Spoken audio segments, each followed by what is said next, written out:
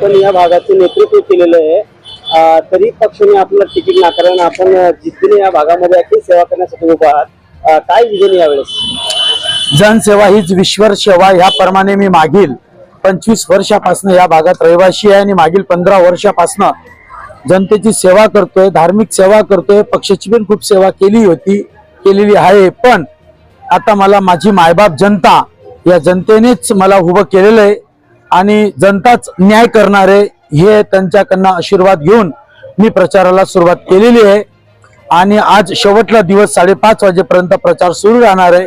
परवाच्या दिवशी मायबाप जनता हा मला भरगच्च मताने विजयी करण हा माझा आत्मविश्वास आहे आणि जनतेवरती माझ्या तेवढ्या त्याच पद्धतीने अपेक्षा तर आहेच आहे, पण मला विश्वास आहे जनतेवरती. या निवडणुकीमध्ये आपलं काय विजन राहणार आहे?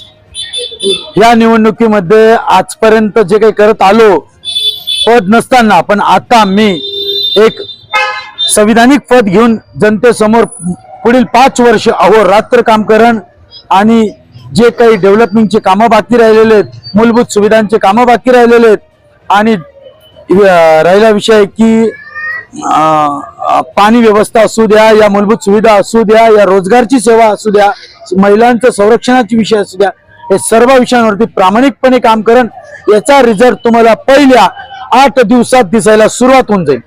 तर या निवडणुकीमध्ये धनशक्ती विरुद्ध जनशक्ती होईल असं वाटतं? मला एवढंच म्हणायचं आहे की सामनेवाले खूप बलाढ्य आहेत, त्यांच्याकडे महान मोठे पक्ष आहेत, महान मोठी ताकद आहे.